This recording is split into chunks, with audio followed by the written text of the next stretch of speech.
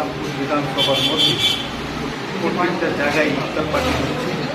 এটা একটা ইফতার পার্টি হওয়া মানে মানুষের উপরে একটা যে ভালোবাসা, সেই ভালোবাসা মানে ছাড়িয়ে দেওয়া সেটা। আর তার মধ্যে আমাদের যে নেকি রমজান মাসে যদি আমরা ইফতার করি সেটা আমরা নেকি অর্জন করি। সেই নেকি অর্জনের জন্য আমরা প্রত্যেকটি জায়গার মধ্যে ইফতার পার্টি করা হয়। এই ইফতার পার্টিটি আমাদের ইসলামপুর টাউন কংগ্রেসের পক্ষ থেকে।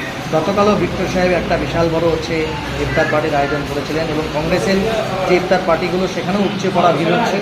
আপনারাও এখানে ব্লক কংগ্রেসের পক্ষ থেকে করছেন, সাধারণ মানুষ শান্তি সম্প্রীতির বার্তা ছড়িয়ে দেওয়ার চেষ্টা করছে, আপনারা কি বলবেন? না, এটা আমার ব্লক কংগ্রেসের এটা আমাদের টাউন কংগ্রেসের পক্ষে আছে। আচ্ছা, কিন্তু আমি চাই ইসলামপুর পাশে মানুষ যেভাবে যে ইফতার, এই ইফতারের মানুষকে আমি যারা আসছেন তাদেরকে আমি অনেক অনেক ধন্যবাদ জানাই যে আজকে আপনারা এই জায়গাতে সবাই উপস্থিত হয়েছে।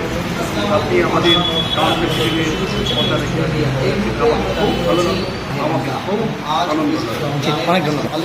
আপনাদেরকেও ধন্যবাদ জানাই এবং আপনাদের মাধ্যমে যারা দেখছেন তাদের সবাইকে আজকে এবং আগাম শুভেচ্ছা জানাই। আমাদের টাউন কংগ্রেসের পক্ষ থেকে আমরাও একটা প্রোগ্রাম রেখেছি।